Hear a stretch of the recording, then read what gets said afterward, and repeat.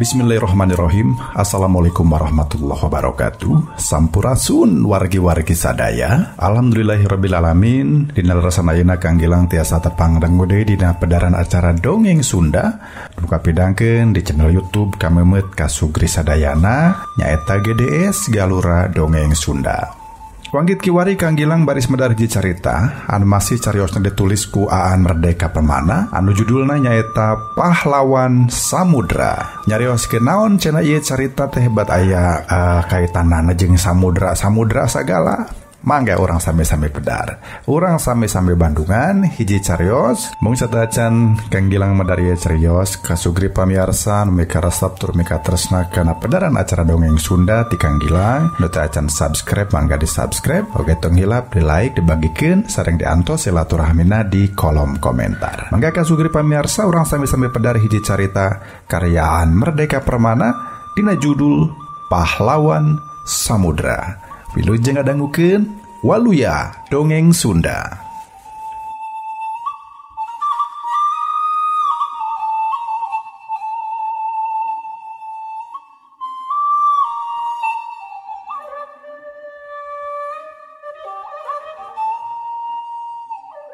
Heug bae kami rek mere duit ngan samanehna pangbarahkeun heula si Jaya Katwang.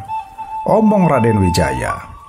Kituna teh bali nerangkeun yen Kartanagara anu jadi mitohana teh geus dibinasa ku Jaya Katwang. Raden Wijaya janji yen lamun balad ti Mongol bisa mangmaleskeun pati, Majapahit sayaga jadi bawahan Mongol. Di janjian sarupa kitu teh pasukan Mongol nyanggupan. Sabab sabenerna mah sanajan teu kitu oge da Mongol mah bakal ngarurug wilayah mana bae. Jadi lamun Raden Wijaya hutang jasa otomatis bakal jadi jajahan Mongol bari teu kudu diperangan heula. Kitu ceuk pamikir urang Mongol harita. Nu matak pamenta Raden Wijaya teh disanggupan.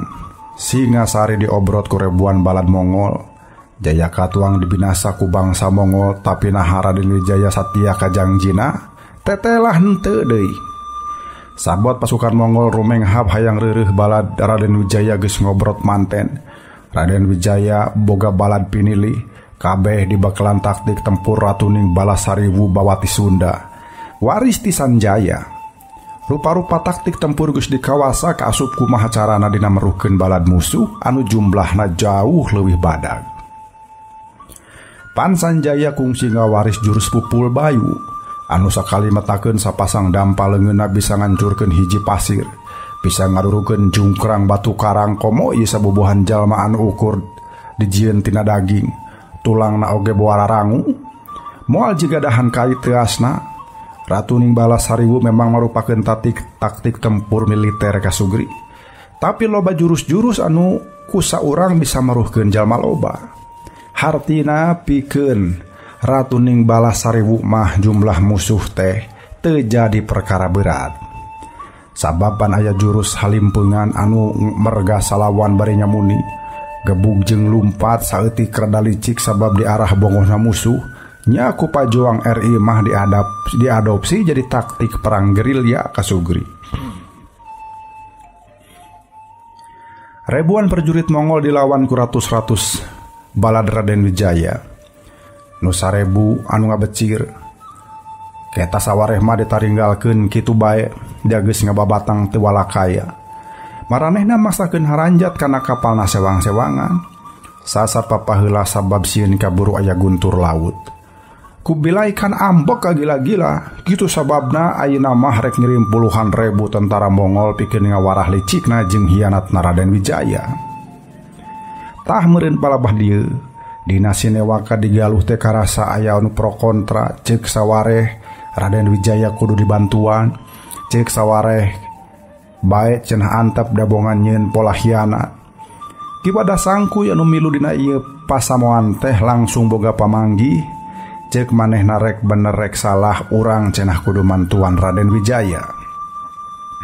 Sabab rek deog rek pengkor eta budak ngora anu keur belekes enteng teh pituin turunan urang. Estu turunan Galuh. Sakumaha baongna budak. Ari kolot mah tetep we kudu nyaah. Omong ki wadah sangkuy. Tapi urang teh kudu mireungeuh untung rugi nasya. Kudu mireungeuh ka mampu urang. Cek talik sandi balad Mongol teh 10.000 anu rek ngaluru Majapahit. Sabaraha kakuatan urang dina tarekah mantuan Majapahit teh? Cek Pangagung Karaton anu teu satuju. Nah ada kaulah mah teu kedal ucap yen galuh anu kudu mantuan. Kaulah boga balad armada laut. Bisa teu ngagunakeun bandera galuh? Nganu jelas sanggup mantuan Raden Wijaya. Omong Ki Wadah Sangkuy. Nya teuing teh ari kitu mah. Tapi sumangga we yang resi masihan kamandang. Cek Pangagung Karaton Karesi Darma Siksa.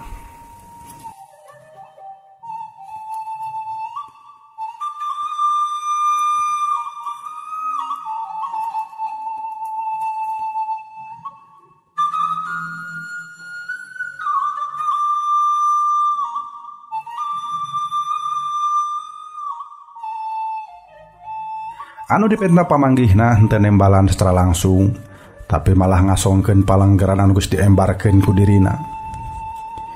Sakumaha bangsa di Nusantara tunggal sadulur. Nya sakumna bangsa di Nusantara teh tunggal sadulur. Omat ulah nyieun pacogregan. Malah sabalikna kudu silih bantu.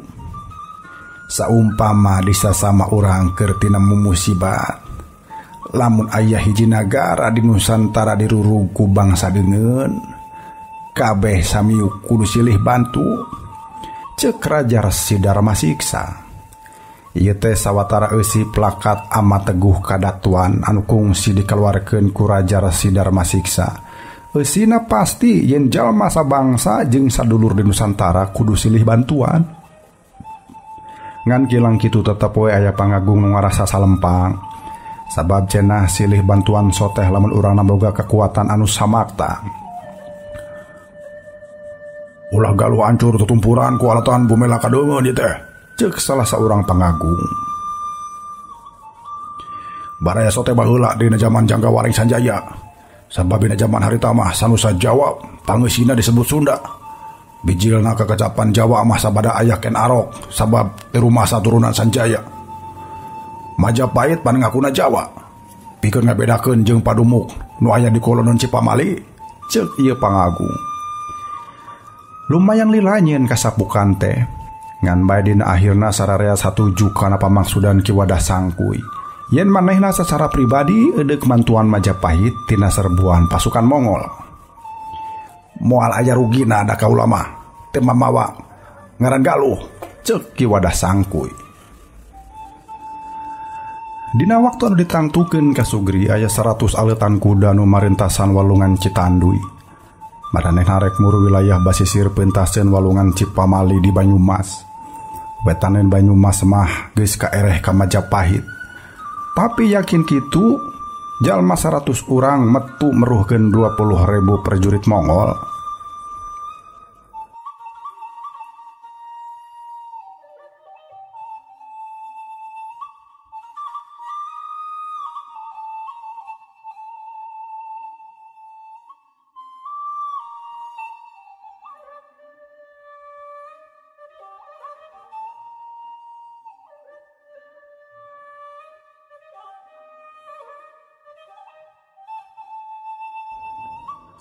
Puguh we, da aing teh dek adu haripan langsung jeung 20.000 tentara. Ceuk Ki Wadah Sangkuy bari seuri.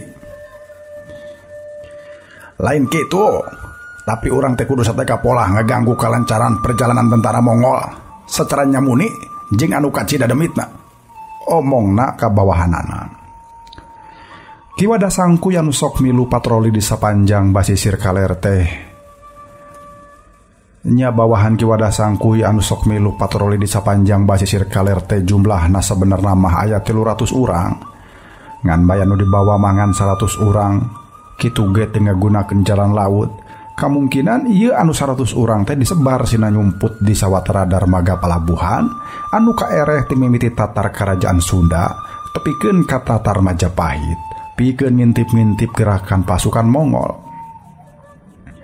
Puluh-puluh rewu jalma tang tu butuh nyatu, butuh nginum, butuh modal. Tah, bubutuh nu kalaritu teh ku urang bakal diganggu. Maranehna pasti bakal turun jangkar di sababaraha darmaga palabuhan pikeun uras-urus eta keperluan. Ceuk Ki Wadah Sangkuy. Nya dina lolongkrong eta ku urang bakal diganggu teh. Meureun ceuk basa kiwari mah. Nya meureun ceuk basa kiwari mah Ki Wadah Sangkuy teh deuk nyieun gerakan sabotase sangkan perjalanan pasukan Mongol kaganggu ka Sugri. Sakapal bae sakumna prajurit hese modal tangtu bakal ngaganggu kana gerakan sakumna armada teteh. Ceuk Ki Wadah Sangkuy. Kumaha ke lamun sakumna prajurit armada Mongol teh ku urang dititah boga panyakit muncrut lah. Ceuk salah saurang anggota barisan. Ngadenge eta usul mimitinan mah Ki Wadah Sangkuy teh ngahulang ngan sanggeus dipikir jeung dicipta-cipta barakatak manehna seseria. Bener euy. Bener. Tibatan dibere panyakit hese modal mah mending dipurulukan bae ku ubar. Anu bari modal tah nya sinama lain cret lah sapangeusi kapal teh. Ceuk Ki Wadah Sangkuy seserian. Atuh balad-baladna oge sarua sasaririan. Cenah ku cara kitu gelut adu hareupan teh bisa disinglar teu kudu aya korban nyawa. Sanggeus sarere samiuk eudeuh nyieun gerakan sabotase atuh dar wae ngatur strategi. Balad nu jumlahna 100 urang teh dipencar dibagi-bagi. Tina hasil penalong ti Kantelik Sandi alitan armada kapal Mongol teh bakal turun jangkar di sababaraha darmaga palabuhan. Cenah maranehna bakal turun jangkar di palabuhan Malaka. Ngan sanggeus mentasan Selat Malaka sabagian turun jangkar di darmaga palabuhan Kalapa. Sawareh bakal turun jangkar di darmaga palabuhan Tanjung Pura atawa Karawang. Aya oge anu turun jangkar di Muara Blanakan, di darmaga Cipunagara, di Eretan, di Indramayu, Muara Jati, Pakalongan, Brebes jeung saterusna. Sanajan geus aya data-data di mana bae armada Mongol bakal turun jangkar, tapi Ki Wadah Sangkuy nyieun strategi yen teu kudu ngayakeun sabotase di saban darmaga, sabab bakal kapanggih ku musuh. Di wewengkon Kalapa keur halodo entak-entakan hese manggihan cai bersih jeung sehat. Jadi di darmaga palabuhan Kalapa urang kudu bisa ngawurkeun sabangsa tua tah kana cai anu bakal dipake nginum. Ngan di Tanjung Pura mah ulah diganggu keun we antep. Ceuk Ki Wadah Sangkuy. Nah hake sabab sabada kenyahoan cai meunang meuli ti darmaga Kalapa kacampuran tua. Maranehna moal balanja cai di darmaga Tanjung Pura. Da sieun kajadian di Kalapa kaalaman deui. Ceuk Ki Wadah Sangkuy. Ceuk manehna engke paling bakal turun jangkar teh di Cipunagara. Tah di dieu ge sarua. Kaperluan dahar inum teh maraneh ulah diganggu. Ulah diganggunya. Nah hake di Cipunagara tapikeun ka Eretan mah wilayah kakawasaan Galuh. Lamun musuh diracun di ieu wilayah, maranehna bakal nuding urang Galuh anu nyieun ulun-uluna. Ceuk Ki Wadah Sangkuy. Manehna nerangkeun yen ieu gerakan sabotase teh ulah mamawa Galuh, hartina musuh ge ulah curiga ka urang Galuh. Tapi di antara alika tetep kudu aya anu tugas di saban darmaga. Sok sanajan pangungsina ukurna lingakeun wungkul. Ceuk Ki Wadah Sangkuy. Saban anu ditugaskeun di palebah dinya satuju. Tah sawareh mah kudu milu ka aing ka wilayah kakawasaan Majapahit. Bisa jadi di dinya mah bitotama adu hareupan jeung musuh mah di dinya tah. Ngan ku ngayakeun adu jontor di wilayah Majapahit, tangtu kudu anu katudingan mah urang Majapahit, lain urang Galuh. Ceuk Ki Wadah Sangkuy. Atuh jisim kaula ajakan gelut lah. Ki, sebab terame lah lamun sakadar ngabaruang musuh hungkul mah. Ceuk anu kabeneran dititah ngaracun kadaharan musuh. Nu gelut jeung nu teu gelut, ari tujuanna ngusir musuh mah tetep gede jasana sia. Walon Ki Wadah Sangkuy. Dina waktu anu ditangtukeun balan Ki Wadah Sangkuy disebar ka sababaraha darmaga palabuhan, maranehna akon-akon jadi kuli palabuhan anu tugasna ngakutan bahan kadaharan keur balad Mongol teh. Ngan aya anu teu disangka samemehna Ki Wadah Sangkuy nyangka yen saban armada Mongol anu butuh bokal teh bakal turun jangkar di darmaga. Tetela geuning teu kitu kabeh. Malah kalau lobana mamareh teh turun jangkar di tengah laut geus kitu ngutus 3 tentara pikeun balanja keperluan sapopoe. Hari tage di muara belanakan Subang, kapal Mongol mah turun jangkarna teh di tengah laut. 4 prajurit Mongol ngawelah sakoci umur muhara. Paranena balanja cai bersih 10 gentong badag, balanja beas jeung rupa-rupa sayuran 10 kati. Beres balanja rupa-rupa pangabutuh, 4 prajurit Mongol teh neangan kuli nu sanggup ukat akut. Kula sanggup, tapi sabaraha upahna? Ceuk Kidita ngaliwatan juru basa ti bangsa Mongol. 2 pihak kanana padugang-dugang adu harga, tapi pamustunganna mah Kidita ngelehan. Tapi kudu diakut ku 4 jalma ya. Jadi kaula adek ngagero jalma tiluan deui, ceuk Kidita. Nyampe kumaha maneh we lah. Masih ngorek mekal 10 jalma oge teu naon. Do penting mah upahna tetap sakitu lah, ceuk prajurit Mongol. Benar menang mekal 10 jalma, ceuk Kidita. Basa ditalek kitu prajurit Mongol ngahulang heula. Tapi rek naon? Mawa kuli meni loba. Meureun upahna beak dibagi-bagi beri teu arti. Sabenerna mah kaula teh butuh pagawean.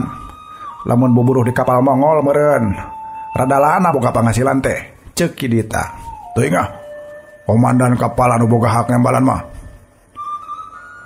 Ngan baik Kidita diidinan mawa 10 jalma nya maksud prajurit masangkan bawaan bisa turun naik kalawan gancang.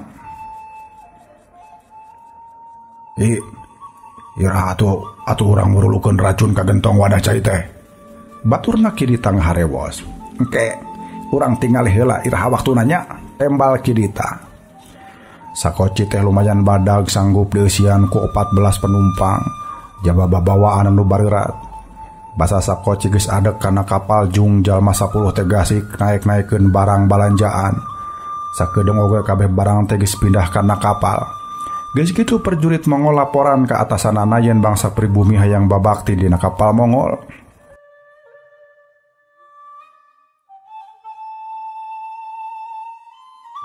Pariksa we, saha-saha wae marehna teh. Lamun urang Majapahit nya kudu ditolak, malah kudu dipodaran ayeuna keneh, ceuk komandan kapal. Jalma 10 teh dipariksa geus kitu hasilna dilaporkeun yen kabeh ge lain urang Majapahit. Ongkoh kaula mah teh biung kana urusan negara. Ngurus jang neangan keur nyatu sapopoe oge sepele ke, ceuk Kidita.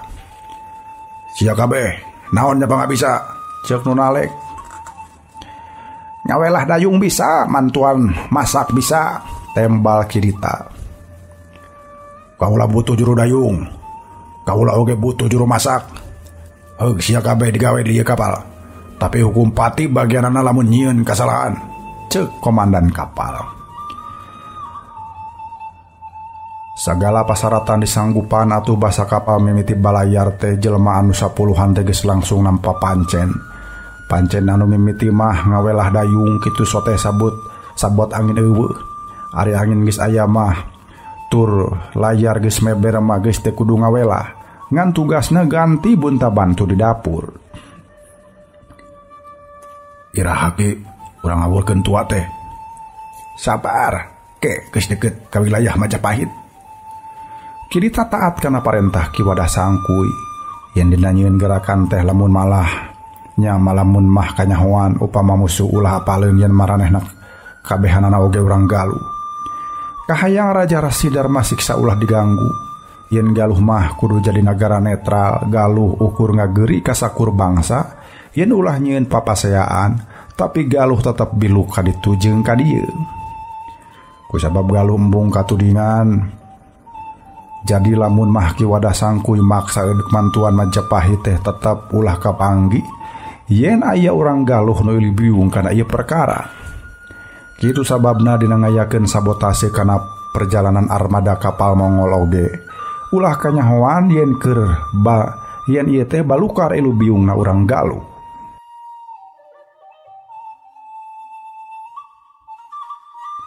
Ongkoh da mustahil. Urang ngan 100 balad kudu disanggup meruhkeun 20.000 tentara Mongol. Keun we tamah tanggung jawab urang Majapahit. Urang mah sakadar mantuan.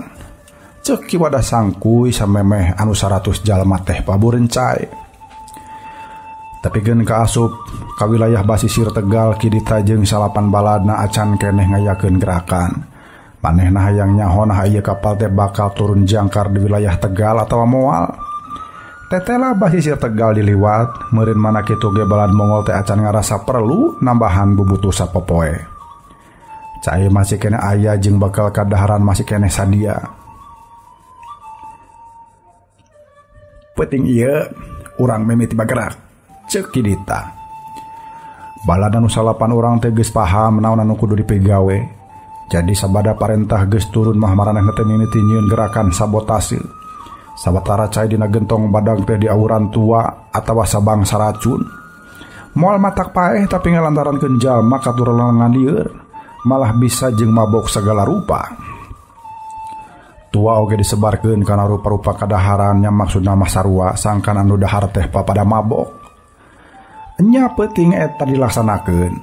Sabada kabeh perjurit di luhur kapal ngarinum tuak kabehanana gempar patulaya. Ngandeuin tekung sililati eta kidita katut balad anu salapan ujug-ujug ditingker ku welasan perjurit. Komandan kapal ngajega panghareupna. "Aya naon ieu?" ceuk kidita reuwas. "Wantong pura-pura teh nyaho. Andika kabeh geus ngabaruang ka ulah kabeh," ceuk komandan kapal ngaliwatan juru basa. "Hah? Ngabaruang kumaha ieu teh? Itu buktina. Loba prajurit nu patulayah teu eling. Har. Nah, atuh bat ngarinum tuak. Para prajurit geus biasa nginum ciu. Teu pohara kieu balukerna," ceuk komandan. "Lamun kaula niat ngabaruang, atuh kudu geus beh ditu keneh. Lain kakara sanggeus 5 poe balayar," ceuk kidita. Minangka jawaban ti komandan kapal manehna muka lalayang cenah ilalayang teh atawa surat dikirim ku Japati tadi wayah sareupna. "Tah, baca," cenah. "Nyao kaula mah teu bisa maca aksarana naon," tembal kidita. "Ieu surat teh eusina netelakeun yen loba prajurit Mongol nu ngalungsar teu walakaya. Alatan nyarari beuteung. Kabeh parebut asup ka pacilingan di kapal sabab hayang ngising teu katahan. Palah loba nu kabusiatan di luhur kapal ngadadak rujit." Ceuk komandan kapal. "Terus patalina jeung kaula naon? Padahal hiji oge prajurit di ieu kapal anu kabusiatan." "Memang teu kabusiatan, tapi pan katuralengan. Nya beda tuh kabusiatan jeung katuralengan mah. Maneh Dharma Mucaya, sing bener atuh narjamahkeun basa teh," kieu ditanyakan juru basa ti bangsa Mongol. "Inti nama sia kabeh teh geus dicuriga. Nyieun reka perdaya sangkan pangeusih ieu kapal barokah panyakit," ceuk komandan. Geus kitu komandan kapal marentahkeun ka anak buahna sangkan ngabinasa kidita sabalad-balad. Mangke heula sia, montong sakama-kama nyieun tendakan teh samemeh ngabukti," ceuk kidita. "Pokona mah aing curiga ka sia. Lamun geus teu percaya, sok turunkeun aing ayeuna keneh." "Sia kabeh gerek di podaran. Samemeh modaran aing bayar heula sia, upah gawe 5 poe di dieu," ceuk kidita. Tapi komandan kapal tetep marentahkeun anak buahna sangkan ngajorag ka kidita sabalad-balad. Atuh tekung silila ragot begalan pati ngan bae teuing prajurit Mongol laletoy teuing sarua keur aya dina pangaruh racun.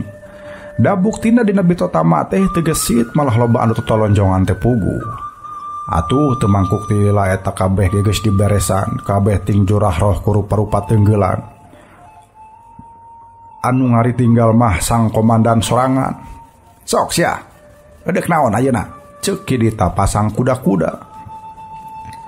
Si komandan kapal anu geus teu nguntup bata nembalan ka kidita. Kalah nitah perjurit gigireunana lain nitah ngalawan tapi dititah nyokot duit. "Bayarkeun tah upah salila 5 poe teh. Ngan geus kitu usir, montong sina cicing dina kapal," ceuk komandan. Si perjurit gasik indit bari lumpat balik di tegeus mamawa duit kencering sakanjut kudang. "Tah, upah sia kabeh. Tapi mantok sia di kapal ieu ayeuna keneh," ceuk komandan kapal. "Hayu," ceuk kidita sabada nampa duit sakanjut kundang. Sare jungjleng ngajeleng tina kapal. Ngan sabada aya di luhureun beungeut cai ki ditamarentahkeun sangkan kabeh mepet kana awak kapal. Moal kuat sia ngojay ka darat mah. Jauh teuing, ceuk Kidita. Sabot kabeh narangko dina awak kapal, Kidita mah asoy-asoyan muru bujur kapal. "Ya ka mana ki?" cek baladna. "Kamu di kapal teh urang penggaskeun. Sangkan kapal sosoloyongan teh puguh ka mana karep," tembal Kidita.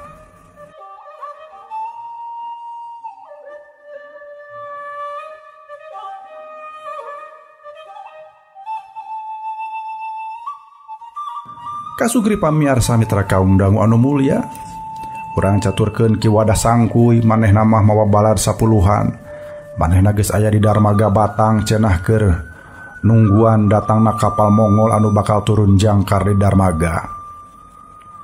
Ngan badi dagoan sandeng-endeng kapal teh eueuh hol. Kurang ajar. Cenah cek telik sandi mah bakal aya anu turun jangkar di dieu teh. Ki wadah sangkuy kutu gendeng. Moal masalah denge kitu ki, cek baladna sarua keselna. Tapi kan ka hampir saminggu ngarep-ngarep datangna kapal Mongol anu turun jangkar. Tapi hiji oge eueuh nu kabireungeun. Para pamayang wewengkon Batang aya anu nerangkeun cenah lapat-lapat di tengah laut. Mireungeun kapal jung anu jigana mah bogana bangsa asing. Saban poe aya bae nu ngaliwat ngan ukur hiji.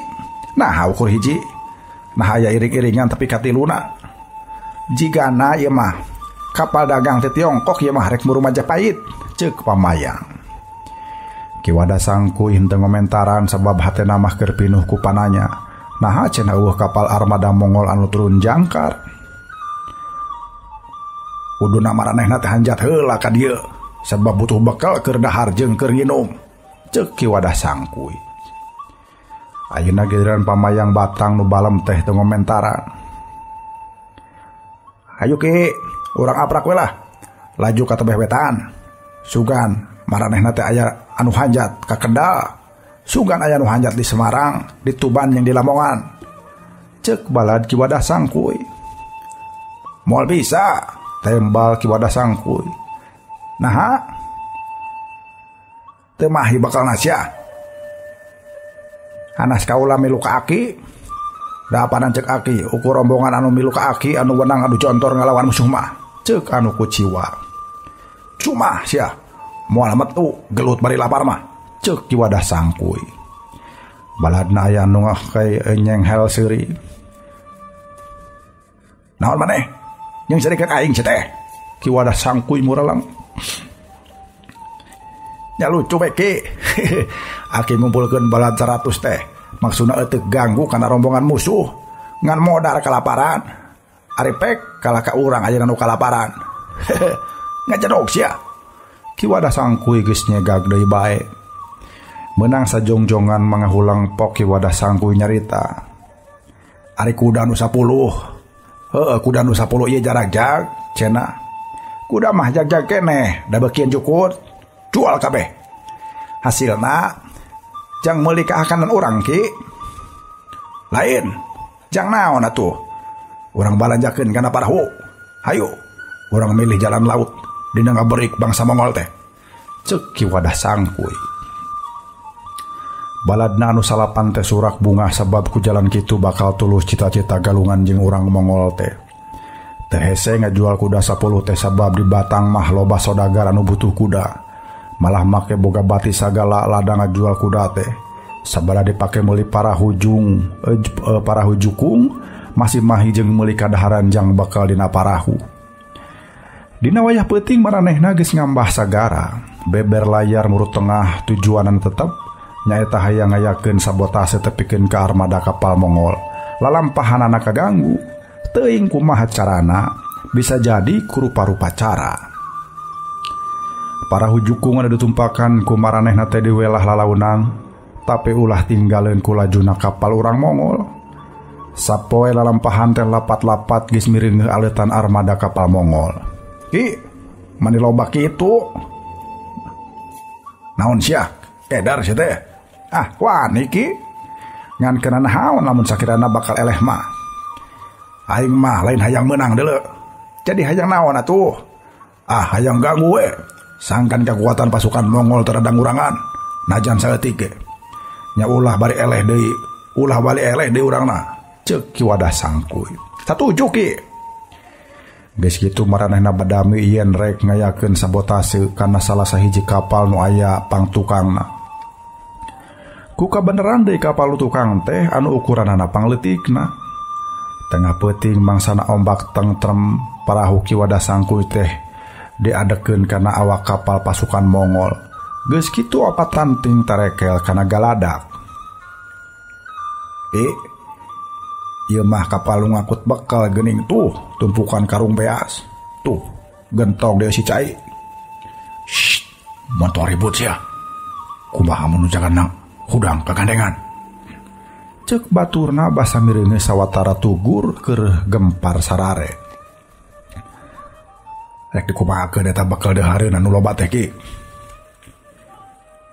Urang ngalung-alungkan we ka laut. Dipiceun. Heueuh. Lebar atuh Ki. Pindahkeun samahina kana parah urang. Satuju Ki.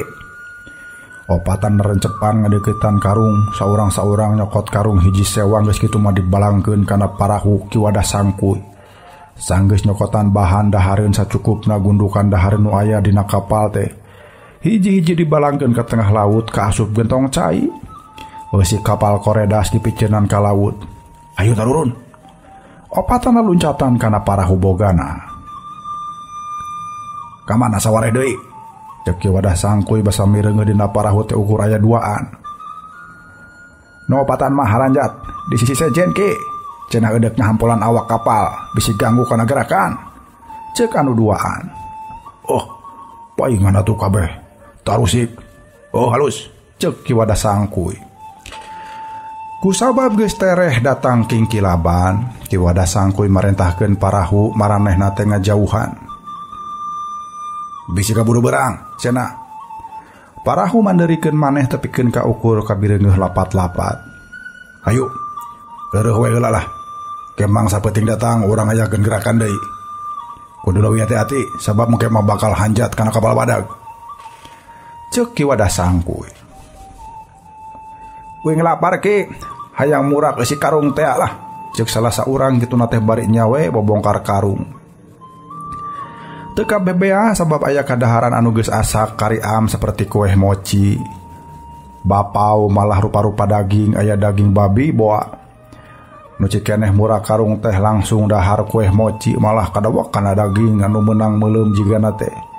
Cacelebekan menang sababaraha rintahan ngan teu sabaraha lila ujug-ujug ongkek utah.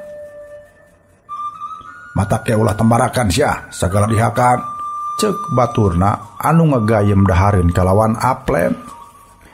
Ngan teh lila teh eta manehna oge sarua ongkek deui baturna nu sejennya ongkek oroloan utah. Nya kababayan da teu kuat mules hayang ngisi. Racun, cek Ki Wadah Sangkuy. Manehna inget kana parentah ka balad-baladna nu ditugaskeun di tebeh kulon yen kudu ngawurkeun tua atawa racun kana bakal kadaharan bangsa Mongol. Sia kabeh kebat nginum cai laut saloba-lobana, cek Ki Wadah Sangkuy. Atuh beuki tambah parna ongkekna. Dihaja supaya racun teh kautahkeun, cek Ki Wadah Sangkuy. Anu karacunan kapaksa paloba-loba nginum cai laut nya we ari geus bunghak mah kabeh ti ngorolo utah. Ngan bae utah bae racun oge nya, ngan balukar utah bae racun ge kapiceun. Rarap tina utah uger kari leuleusna atuh boro-boro bisa neruskeun hanca gawe. Sabab banari nurutkeun rarancang mah peutingna bakal unggah kana kapal nu leuwih badag. Jigana batur urang ge geus ngaliarkeun racun kana hakaneun bangsa Mongol. Ngan pedah kitu can kahakan da teh. Omong Ki Wadah Sangkuy handeuleu euleun. Kalah malindas ka urang Ki. Meureun urang Mongol mah salametnya tina Pancabaya sabab hakaneun maranehna mah geus dia racun kala dipikeun ku urang, ceuk nu sejen. Tapi maraneh bakal kalaparan ngan pedah teu jiga urang. Maranehna bakal kalaparan. Jaba kalaparan jaba karacunan deui, ceuk Ki Wadah Sangkuy seuring ngagak-gak. Aki mah bisa seri, dati kaburu dah racun. Da aing mah teu tambarakan juga sia-sia. Tembal ki wadah sangkuy.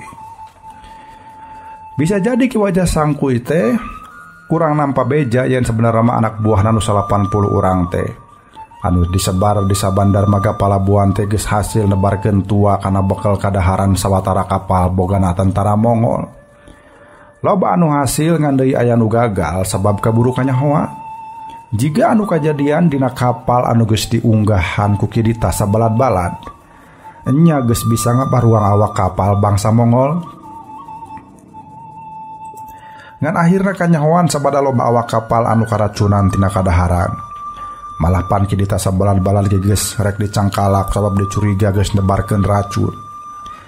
Ieu lalakon kasugri teu kungsi aya catetan dina sajarah mana bae oge. Bisa jadi deket-deket karena dongeng ieu mah kasugri. Ngan anu tetela armada kapal bangsa Mongol anu ngarurung Majapahit teh akhirna teu metu meruhkeun urang Majapahit. Sabab sanajan dina catatan ditulis aya 20.000 tentara Mongol anu rek ngarurung Majapahit. Da sabenerna mah teu tepi kabeh. Kitu sababna pasukan Majapahit bisa meruhkeun kaum agresor.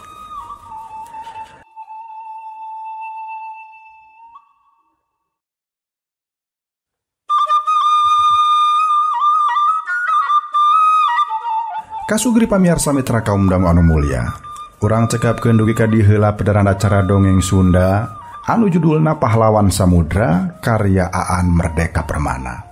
Kang Gilang ngaturkeun nuhun kana segala pratosanana tong hilap teu acan subscribe di subscribe oge ditoel tangda loncengna sareng diantos silaturahmina di kolom komentar. Urang teraskeun deui enjing dina waktos sareng channel YouTube Kameumeut Kasugri Sadaya.